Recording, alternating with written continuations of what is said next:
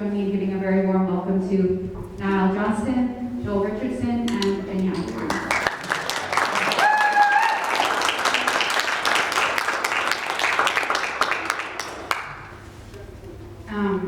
So Nyle, Joel, and Virginia are the curatorial collaborator and artists behind Gaganoonidiwag. They talk to each other, the title of the show. And yeah, so as you can already tell, this is a really cool crew. And it's been a real pleasure to get to know them over the past few days. We've been installing this week. And as you'll hear more about soon, this exhibition is sort of made in like the best way you can make art, which is just like an ongoing conversation between friends. So I really love that. I really like your style of that. So Gaganoonidiwag, They Talk to Each Other, is the most recent iteration of this show. So it's been up once before, but this is its first time traveling to Thunder Bay. And we really appreciate the artists bringing this show here to Robinson Superior Treaty Territory. It's a really important show for this, for our community and for all of us. So really want to say thank you for bringing it here for the first time, which includes new works. I won't point those out, but there's a whole bunch of new stuff in here that hasn't been the sort of like become part of the show as they've been making it out. And so this show is an opportunity to share, listen, and learn from all of us as community members. This collaborative project is about exchange ideas and, most importantly, ways of friendship. Great exhibitions are often created by friends and part of reflect the work of a great team. And so just a few quick thank yous here to other people that were part of making this show happen all around us. So thank you to our installation team, Trisha Roy, Davey Rivers-Moore, and Megan Ely. Also to our administrative coordinator, Valen Zucchetti, for organizing tonight's event, and for Katie Foray of Visitor Services for a lot of behind-the-scenes work and getting it all together. And thank you, of course, to our deputy assistant, Mila Westerback, who's here. And also thank you, our executive director, Matthew Hills, and everyone else on the Thunder Bay Art Gallery team.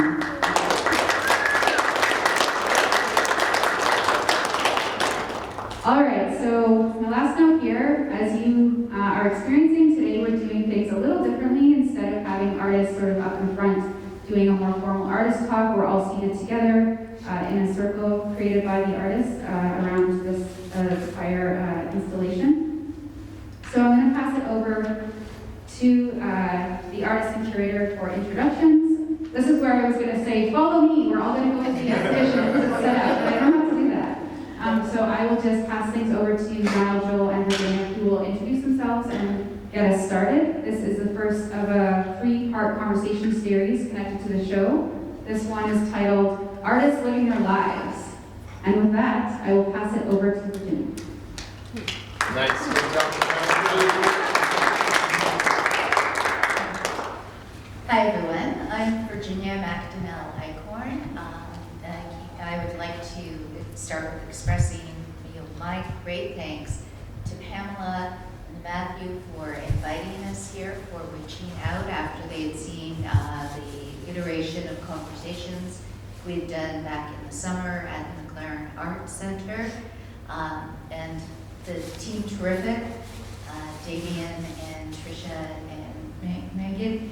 You guys were wonderful, such a great team, and really helped us to bring this together.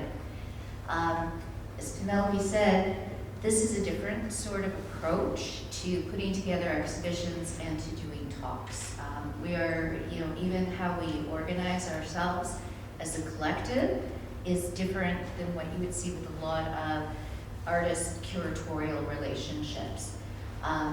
What we want to do is really look at how can we find our way forward, how can we talk about the difficult things in our shared past and experiences, and how can we come together to find a better future together. As I said, my name is Virginia. I'm settler background, primarily Celtic, mostly Irish on the Celtic side with a bit of Scandinavian. One side of my family, we've been here since the 19th century, and the other side of the family more recently. This is my, I think, 3rd or 4th time coming to Thunder Bay to art gallery, and worked with the wonderful Sharon Godwin over at those times, and it's been lovely to have this opportunity to bring this conversation here and to keep the engagement going on. As Penelope said, there's new pieces here. This is a partnership or a collaboration that we've been working on for over 10 years, and that we see it continuing on. And we bring parts of all of the past of our collaborations and such forward and have them manifest in the new work, so that, again, we're also kind of physically and metaphorically working with those ideas of using the past to build something new and positive in the future. Joel. Nice. Thank you so much, like Virginia said, and we'll say over and over, we're thrilled, I'm thrilled to be here. It's a beautiful place. The gallery's been exceptional to work with, so thanks so much. It was a huge amount of work to get it up. We had like 2 full days of installing, and it went fantastic. So it's quite a good buzz to be here. And my name is Joel Richardson. I also go by Captain Jimmy Swan or Professor Swan, depending on who I'm talking to. I'm a member of the Directors Guild of Canada. I'm a filmmaker. I'm an artist. I'm the co-founder of the Matipso Portal Experimental Media Lab in the highlands of central Kenya. I am a member of the Time Travel Collective, and I'm dear friends of both of these people. And yeah, this is the show that we've created together and continues to grow.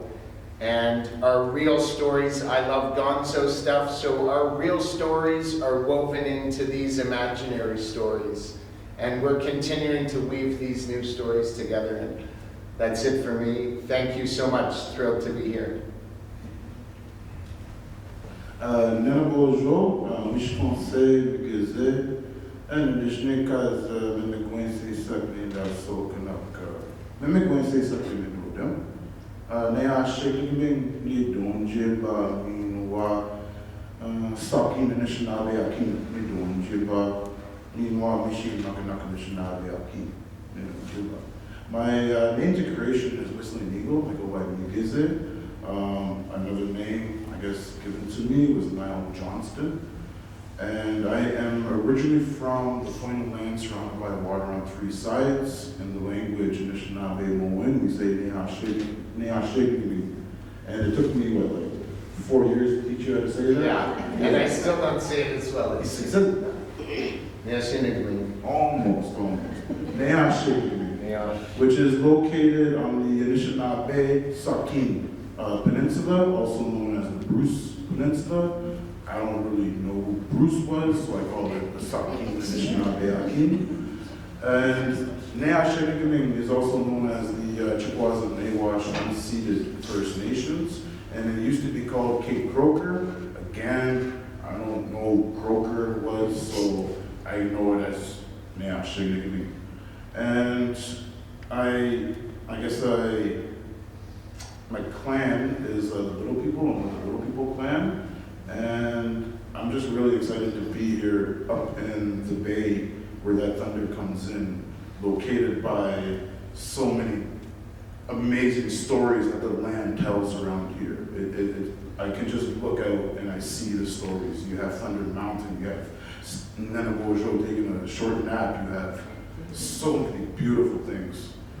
And I know like it's a little bit north of my territory, but I've been coming here since I was young, and I continue to come up here as the role of an Ashkabewis, a traditional helper. I also work with an indigenous youth organization as a traditional helper, and we come up here every once in a while. So it's really nice to bring, I guess, Mazanak, my heart and my sacred imagery, and stories from my territory.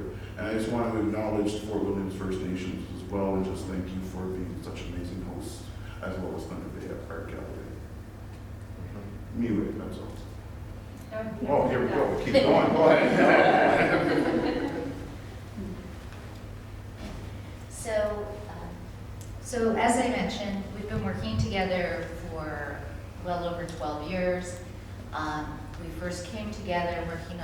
project called Betwixt and Between, an Untold Tom Thompson Story.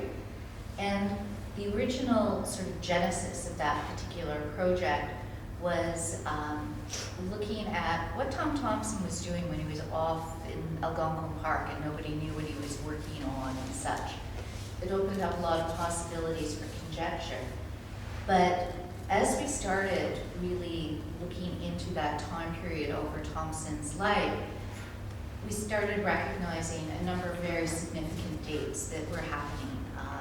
Confederation, the beginning of the residential schools, the Great War, women getting votes, all of these really momentous events in the history of what is known as Canada were taking place. And we started also really looking more into, because we were all sort of located around the Owen Sound, Shinnecock, Cape Croker area at that point, about the particular history there, because that was where Thompson grew up. And what was coming out of that were kind of more questions, I think, about what we had been taught, what we were told were the stories. And I started to collect old Canadian history textbooks from like the 1890s through to the 1970s. And we were recognizing that there was a lot of history that wasn't being told. There was a story that was being told that was, this is the history of Canada, this is the history of this area, but it was only a history. It was from one perspective. And we noted all of the voices that were missing. Not only Indigenous voices, but according to the textbooks, there weren't women in Canada apparently till the 60s or 70s. We didn't exist. And with that came the questioning of the organizations or the institutions, such as museums, such as educational systems, and where they came from their authority. And so what we decided to do was to really challenge what we've been taught, challenge who gets to have the authority to tell stories. And we were putting together this incredible, complex, multi-year project anchored on things that had actually happened, but with also kind of creating a tale around it. And our byline was that it was 85% authentic, because we said, we can say that we're telling something that is 100% true, but we don't really know that. And we felt it was our challenge to other places that said, we've got the authority, we have the story, we have that. By saying that we're 85% authentic, we were opening it up that 15% wasn't, or maybe 100% was some of the time, but only 10% the rest of the time. And it was very interesting to see how it unsettled a number of people, that it was a difficult thing to grasp. But what we really used it for, and what that artistic project that then evolved into the Time Travel Collective, was opening it up for people to question, for people to bring their stories, say, well, this is what I understood, or this is my experience, or this is what I was told, or why isn't this included? And to do it in a safe environment. And so one of the things that we do really want to do with this conversation is make it a conversation. So if you have questions, if you have anything that you want to say, like, this isn't to wait till the end, but at any point during this, we really do invite you to become part of what this is. And I'd say that's a core part of what this collaborative artistic practice is. That's it. Yeah, and it would be amazing. We would have a big thing that said 85% authentic. And then you'd show a video, and the first thing you'd show them is 85% authentic. And then people would say, so is this all true? And it would be like, it was amazing how they would completely ignore this huge thing you were telling them. I'm sure many of us have experienced that. I don't know. It's a conversation. For me, the title is important. yes, that was one of the ethos of a longer story. And especially where I come from, and I don't speak for all Anishinaabe, I don't speak for all indigenous people, I can only speak to the teachings and stories of my own history as I've come to understand them from my own territory. But I was always told, especially as young, it's like stories are everything. We all carry creation stories. Everybody here, I'm looking at everybody here, we carry creation stories. And we're all active participants within those creation stories. And that was hammered into me when I was young. And it made me step back and be like, there's gonna be a day when we're the ancestors. It's gonna happen. Until we get this time machine perfected, and we're working on it. We are. We got some more tests coming up in a couple months. We're all gonna become those ancestors. And that's a beautiful thing. It's like, I don't fear that. But they're gonna tell stories of this time. And I'm just like, what kind of story do I want to leave? What do I want to leave? How can I add to that legacy? Because a very important teacher of mine, Basil Johnston, told me, you add to the legacy of the Anishinaabe, you never take from it. And in all of my projects, that's how I know to even collaborate with somebody. Is this going to add to the story I want to share at some point? Is this being truthful to my values? With that Tom Thompson story, we ruffled a lot of feathers because there were some truths that came up. And you know what? Everybody's truth is valid. They're all valid. But it was an opportunity for me to start bringing my truths forward. As an artist, that's what I wanted to do. As an indigenous artist, that's what I wanted to do. And what better medium than art and storytelling and color and form and texture to bring these truths forward and to get somebody at least engaging with it. And they're gonna take what they want from it, and that's okay. I have no expectations of anybody here. I don't have any expectations of people viewing my art, because that will drive me crazy. I just want to put my heart forward. And especially with the Tom Thompson again, another one of my names is Commander George Najuan. And we developed that character during the Betwixt Between. And we created so many documents and made them look like they'd been archived. Like really beautiful documents. And one of those documents was an Indian pass, an Indian agent pass. And a lot of people, when they viewed this, they never knew that this was a part of our history of what we call Canada. That people needed a pass to leave a reserve. And I forget, I don't think I was allowed to carry a gun in that pass. I think the reason was for fishing you were going. Yeah. Yes. Not. Yeah. There's a little spot on the pass if you're allowed to carry a firearm or not. Yeah. And even my community, it got people talking. They had conversations. Gaganoonidiwag.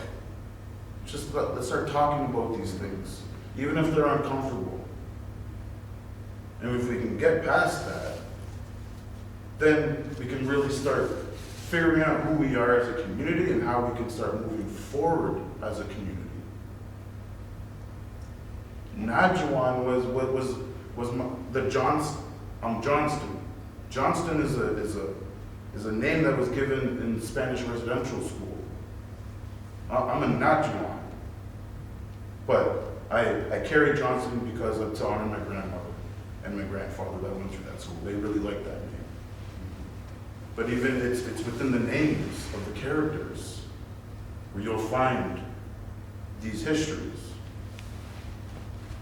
And then even with most of the Bruce Peninsula, or the Saugeen Anishinaabe King, they had to go up into Spanish residential school. There was a school for boys and girls.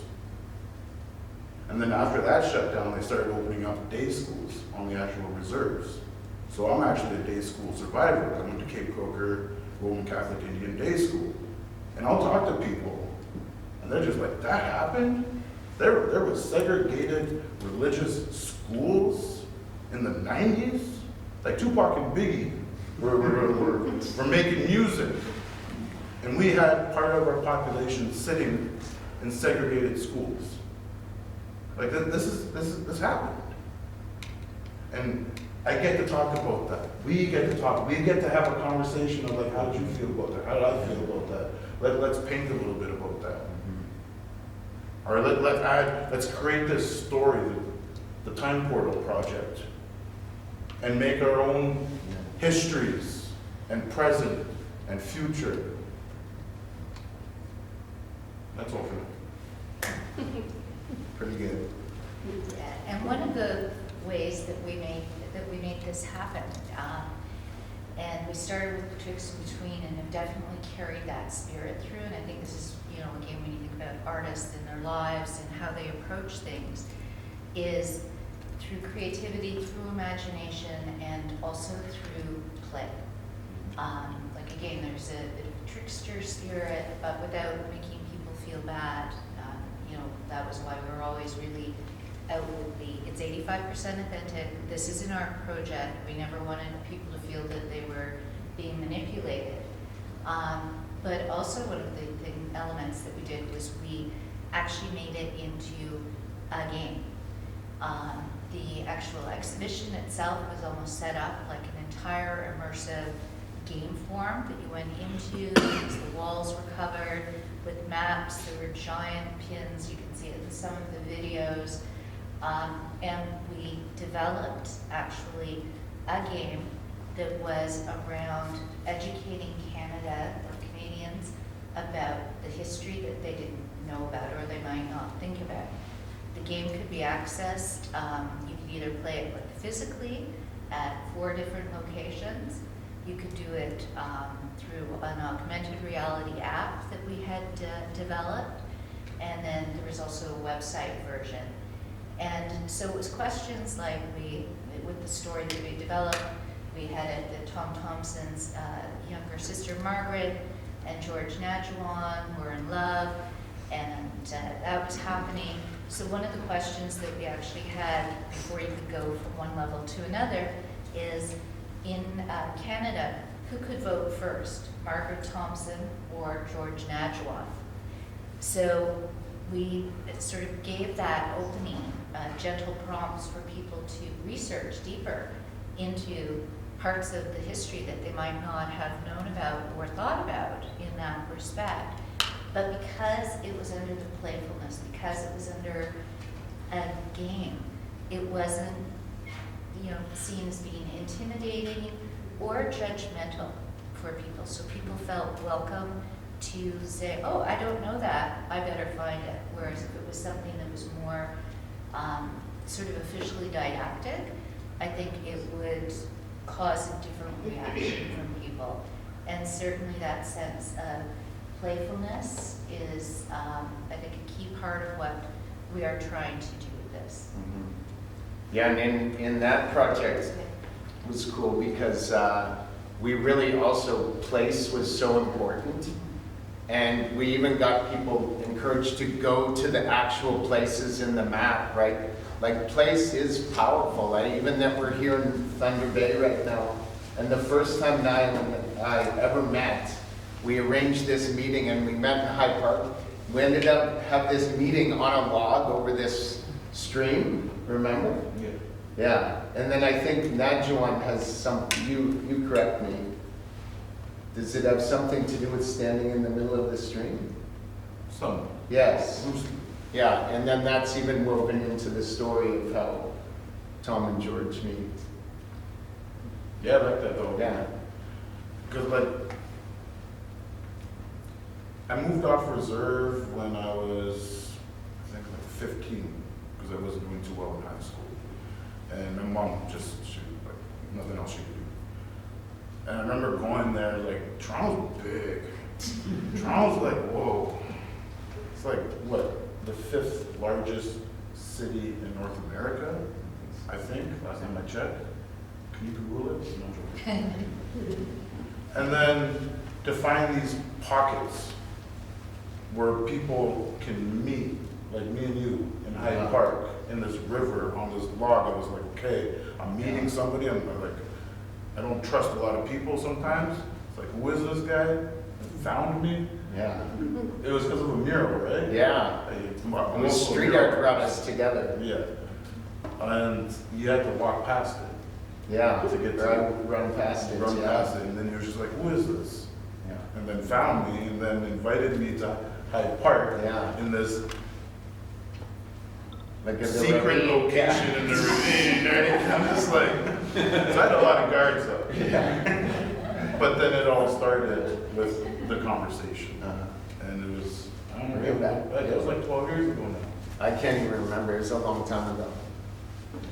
One of the effects of time travel, it can make your memory a little bit screwy. I have a question. I'm really interested in the street art aspect of it. Like, how did that come about? How much of your project is still like street art, like location based? You know, people living their lives and walking by your art on the street. I think we both do lots of murals. Like, we're very active out on the street, I would say. And then, like Nyle said, that's how we met. I used to run by one of his murals, and I was like, man, that's a good mural. I like it a lot. Was it a paste up too, or was it? No, it was like, Parasol. Nice. yeah, exactly. And it was right near Hyde Park. So it actually, and then I talked to friends in the community. Oh, who's this guy? Who's this guy? And then I arranged a meeting. Boom. It was pretty cool. And the But- time travel collection. And then, but the crazy thing was, that's how we met.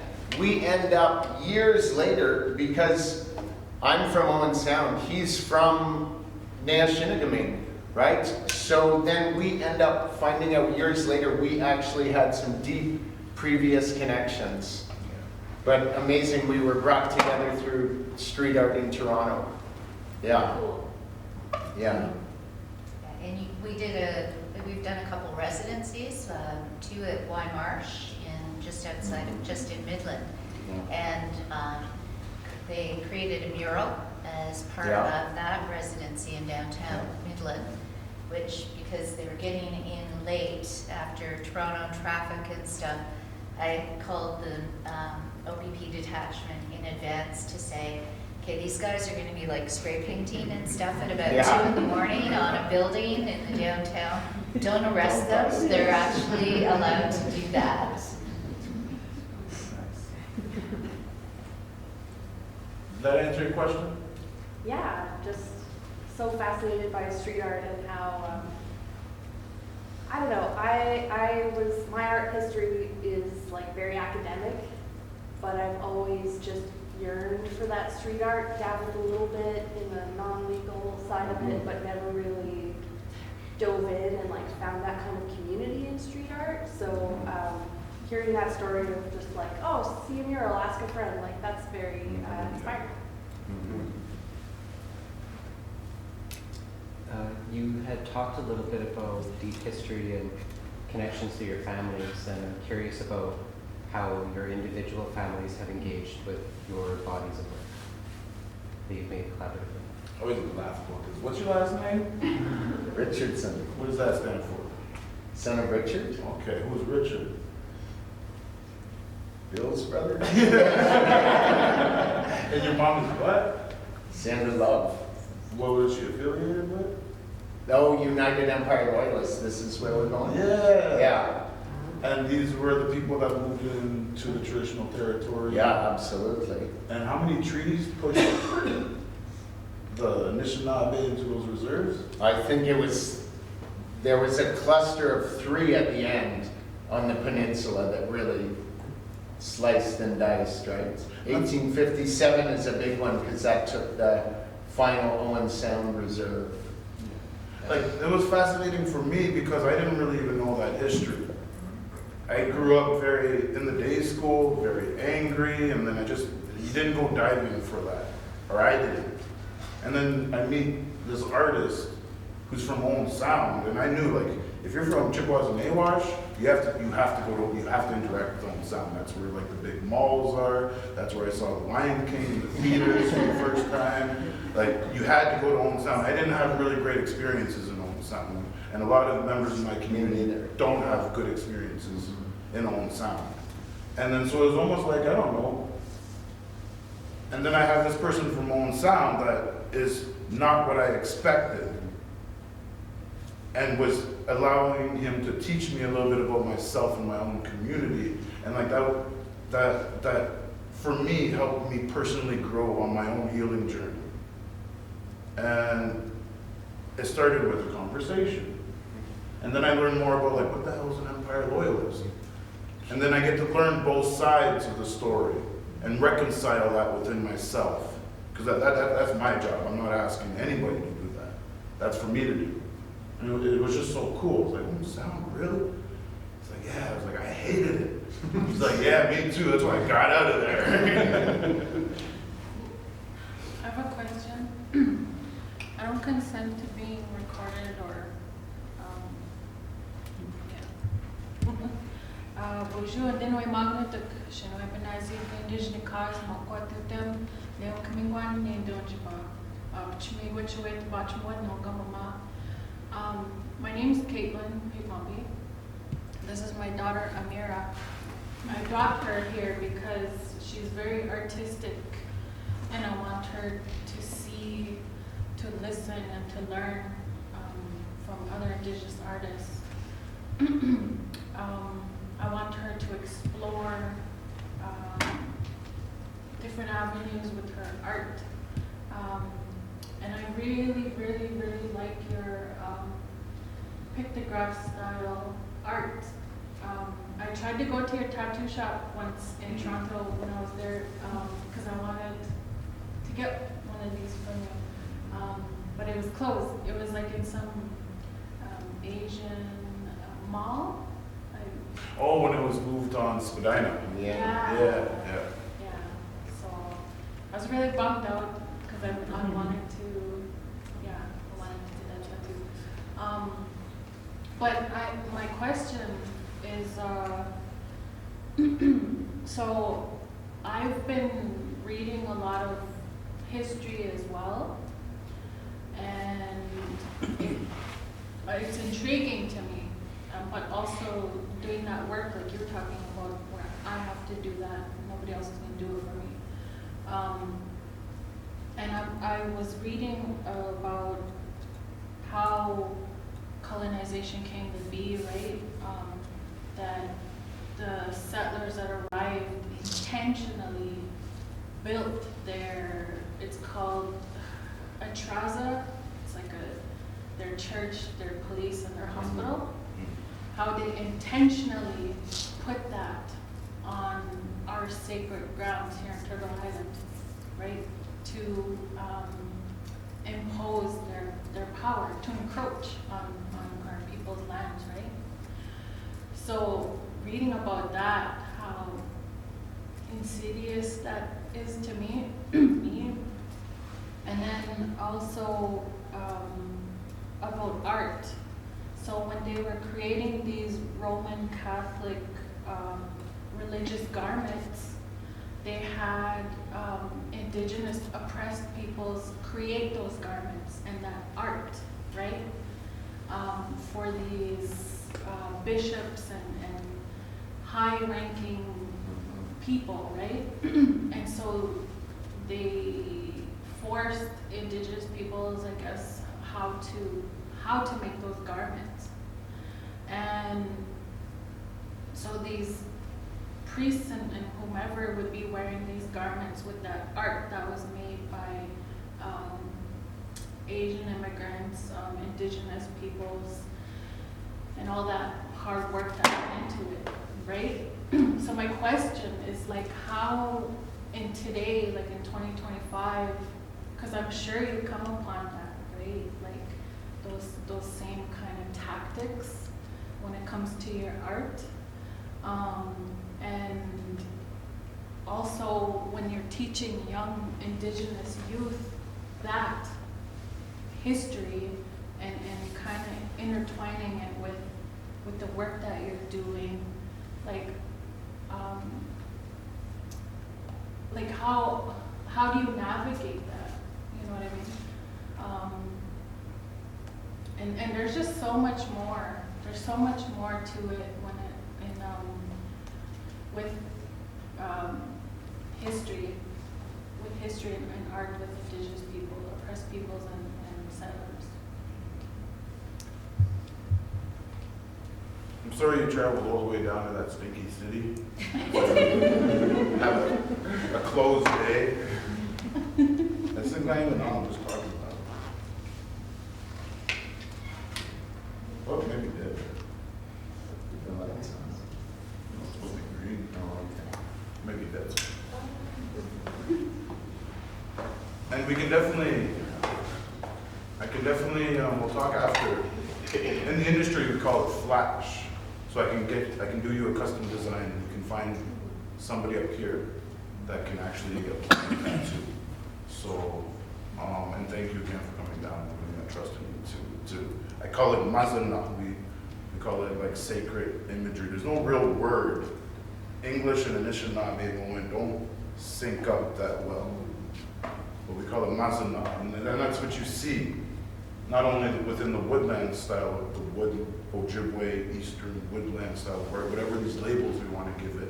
If you go into some of these other pieces, you'll see mazana, pictographs, things that were painted on rocks, things that were etched into birch bark, that told not only our stories, but they're sacred imagery, they're living.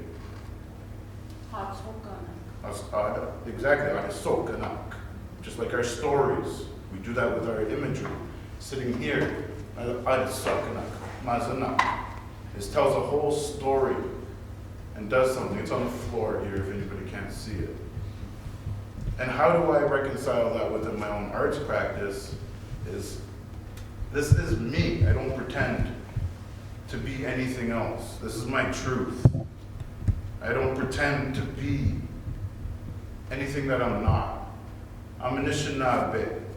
I've been going to ceremonies since I was young. I had the privilege, because a lot of Anishinaabe children, they don't have the privilege, or they don't have the means to go to ceremony. My community is one of the Medellin communities. So at least, you know what, I went to a day school, I had to go to church on Sunday, but I could also find a lodge and do firekeeping and things like that. And I had teachers. My great-grandmother was a storyteller. Basil Johnston was a storyteller. I had them to help guide me. And that sculpted who I was as an artist and what I wanted to do. Like Basil would always tell me, it's like, how are we going to push these narratives forward into the future? Because I used to get worried a lot, like, oh, is this traditional enough? Am I doing it right? Am I doing it in a good way? And then I was like, you know what, if you're doing it from your heart and your good mind, how can I say that's not a good way? And it's tough as an Indigenous artist because I do represent my community. And that was tough at first. Sometimes I just want to be like angry. And as Joel says, like just get stupid sometimes and create. But I love that I've come to learn that I love to have a community that roots for me. Like, I'm lucky. That's a privilege. So I'm going to put my best foot forward. And Basil drove that into me again. Get these creation stories into the future. They're not static. They're not meant to be static. He used to be upset with that notion. Everybody thinks creation stories are static. They happened so long ago. We are active participants within that story. We have the ability to push that narrative forward. And that's what I love doing with Mazanak, Atisokanak, Woodland, Pictograph. Hey, 2025, you know how many mediums I have available to me now? I can go and make the red paint, the Onaman. Or I can play around digitally to animate it and weave other stories. How can I put pictography into a multimedia piece, still holding true to who I am? Like, why not? Why not? That's fun for me. It makes me feel good. And I'm doing it the best that I can. The best way that I can. I can't go wrong. And even like the rocks here, they tell stories. Everything tells stories. And we brought these rocks, and these actually come from Thunder Mountain. And they're just sitting out back there. Like, let's honor them. Let's put some tobacco down, and let's do this in a good way. And bring them in and celebrate that and tell that story. Because that story is worth being told too. Stories everywhere. And as a young Indigenous artist, like, don't be afraid. Yeah, I see you like, what are you talking? As a young Indigenous artist, don't be afraid to go out and learn and play with mediums. Because mediums in 2025 are crazy. Digital, Procreate, paint, aerosol. Take care of yourself if you're going to use aerosol. Wear a mask. Be wary of people around you. And don't be afraid to like tell your story and push it into the future in whatever medium. Music, dance, acting, drama. 2-dimensional, 3-dimensional, 4-dimensional. Keep going. Omniwedge.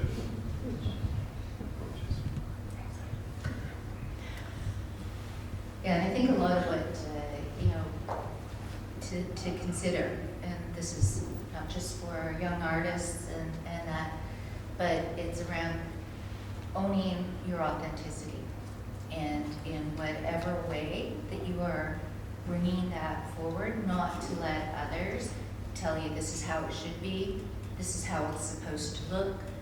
I remember curating an exhibition of in Maria Hupfield, and somebody came into the gallery and said, well, this isn't Indigenous art. And it's like, it is, because an Indigenous artist created it, but this person in their mind, it's like, oh, the only Indigenous art that's around should look a certain way. Again, that's somebody else saying that's what it's supposed to be, as opposed to her saying, this is me, this is my story, this is how I'm choosing to express it, and not caring what anyone else thinks about that. And I think that's one of the most important things, as a creative person, as an artist, as a person. And it allows us, when we start thinking about and being honest with ourselves and claiming our stories with all the highlights and maybe the lowlights, it allows that step forward. And I've been an institutional curator and art gallery director for a lot of my life. I know, and I've always been doing independent curatorial work, but I'm now doing mostly independent curatorial work, and I also teach postgraduate museum and gallery studies at Georgian College. And one of the things that I keep saying to my students over and over again is, as you move into, whether you become a curator, whether you become, someone who's working in the education department, be prepared to be uncomfortable. Be prepared to be willing to do things differently. Just because, we're saying these are sort of the standards, this is the usual way that we do things, this is, how it's been done, doesn't mean and shouldn't mean that that's the way to always make it happen. You need to be responsive to your community. You need to think about the time that you're in.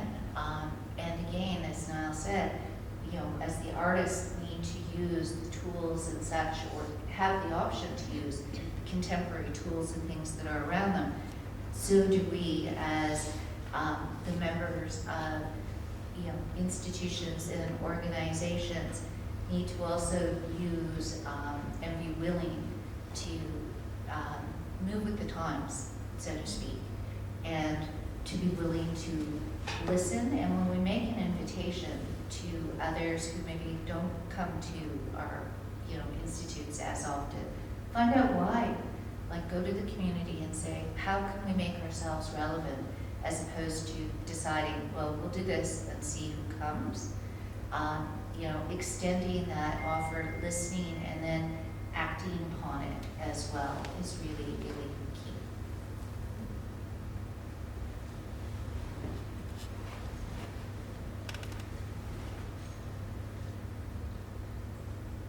Oh no, I'm To the floor.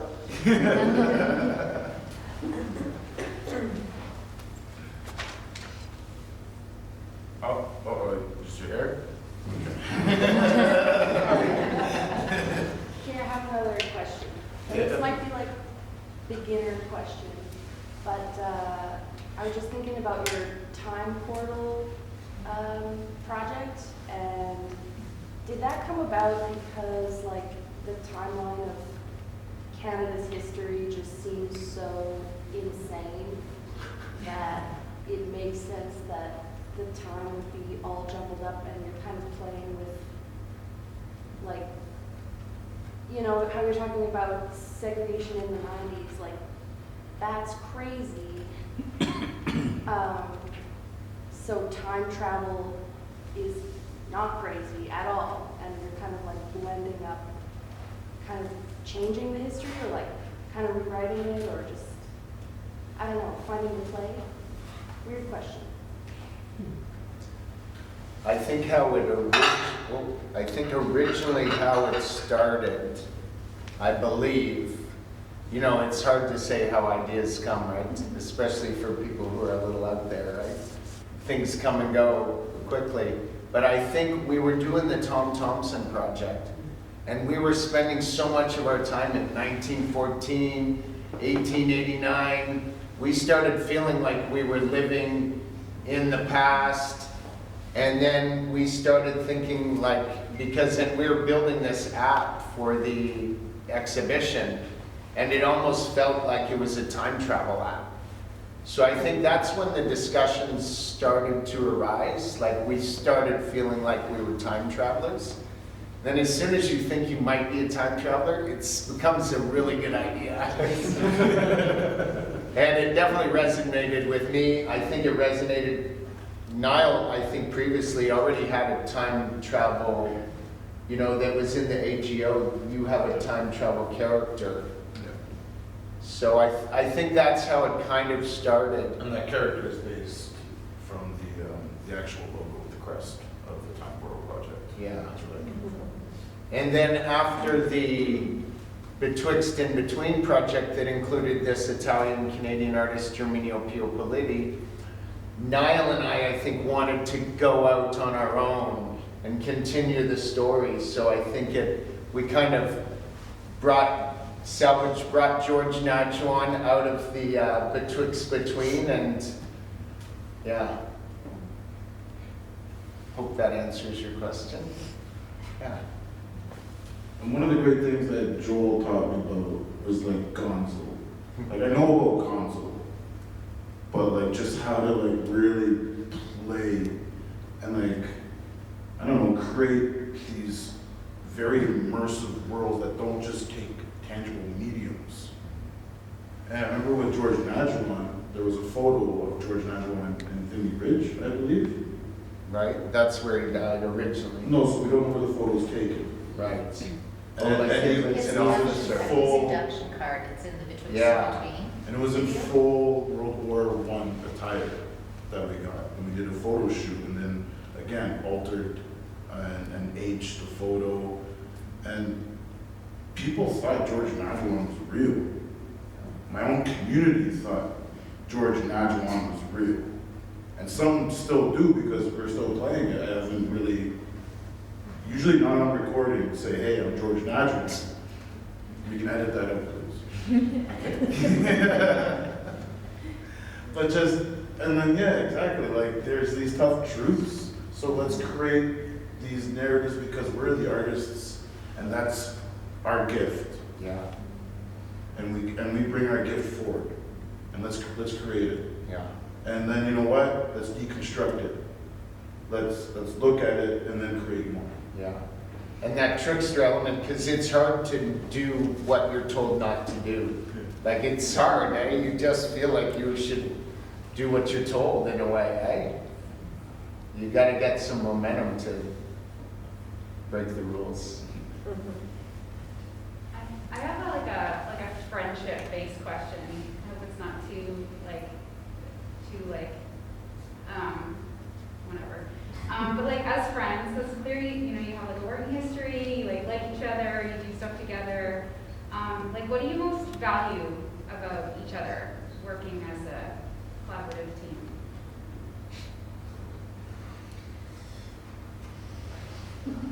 For me, it's, I trust these guys. I can trust to be vulnerable, I can trust to suggest, hey, what about this? And that we can be really honest with each other. And that has been ongoing. It's something that for me has been foundational in being an advocate and in committing myself to this partnership. If I wasn't working with these guys and with the other people that are part of the Time Travel Collective, I don't think that it's something that I would be doing independently. It's something that we need to do together. I don't know if I could say the most, I'm not good at the rating, but one of the big, huge things is like, just, a friendship, when you've been with somebody for years and you really know them, and you've done stuff together, like it's just something that all those accumulated experiences are so valuable, and they're irreplaceable. So I think that's one of them, for sure. Like, it wasn't overnight, come to my mom's. It's like 40 minutes and won't sound.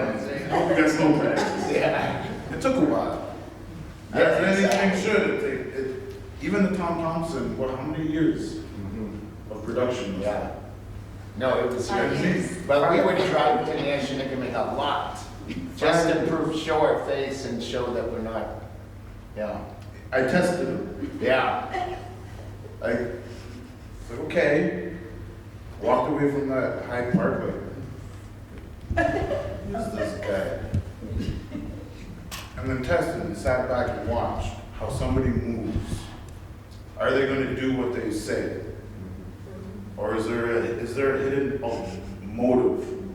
Is he just looking for an indigenous artist for grants? Like, what's going on here? And I got time to do that. And he showed up all the time and made the effort.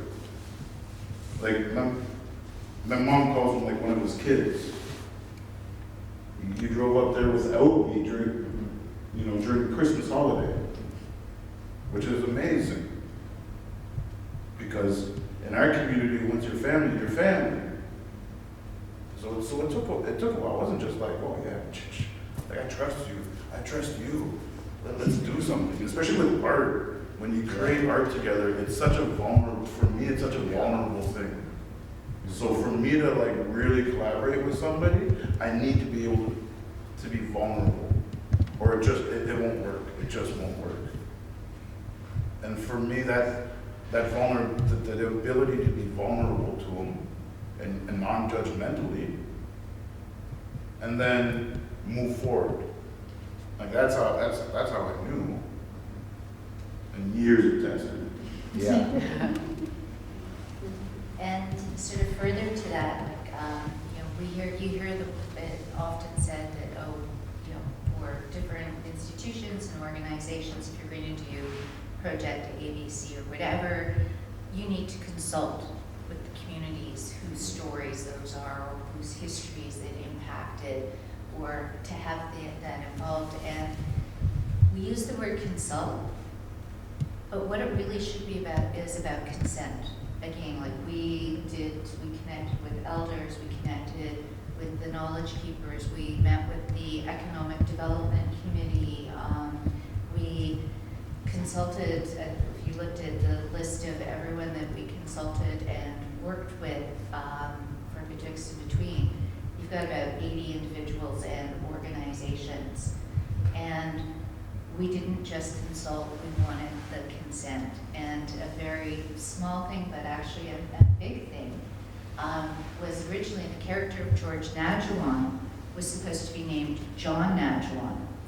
And then one of the elders, when we were talking, said, well, there was actually a John Nadjuan, and he was kind of a jerk.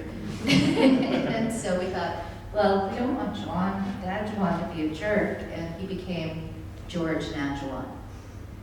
And it seems like a small thing, but it's actually big, it's huge. So again, that willingness to say, you know, we actually are coming to you because we want to do this in the right way. How can we do that? And even if it's very different, we're willing to do that. It's the same sort of thing as when we brought the treaties that were being disputed for the very first time back to the traditional territories. The band office had tried to get them, but because they did not have a cultural property A building, even though it was their treaty, they were not allowed to borrow them from the National Library and Archives. The chief had told me which ones he wanted. I was able to, like the gallery, even though the gallery was not a signatory, we were on treaty land. But when we followed every protocol, we had pipe ceremony, the descendants of the signatories from the treaties were the ones that unwrapped and brought the treaties into the building, because we were just a facilitator. This was us saying, let us use the privilege that we have to make this happen for you. Yeah, that was pretty wild. It's like, Chief, we'll give him up. Like, bring those treaties back. It was like a test. Like, and they did it. And like, our communities have been asking for so long, and it's never happened. And through an arts project, Yeah. and through this institution, okay, here they are. And finally, some like, a little bit of reconciliation between those families and people up there to have that pipe ceremony, and to be able to have the two Ogimans chiefs there. Like that. Like, that's how art can move things. Yeah. It's the power of art. It's amazing. That was amazing. Yeah, and with the treaties, we also had maps that showed how the traditional territories kept getting changed, and everybody pushed back further and further on smaller and smaller parcels of land. And we also had all of the didactics accompanying it were in English, French, and Ojibwe, and all of the information about the treaties were written by one of the knowledge keepers from the community. It was not produced by the gallery.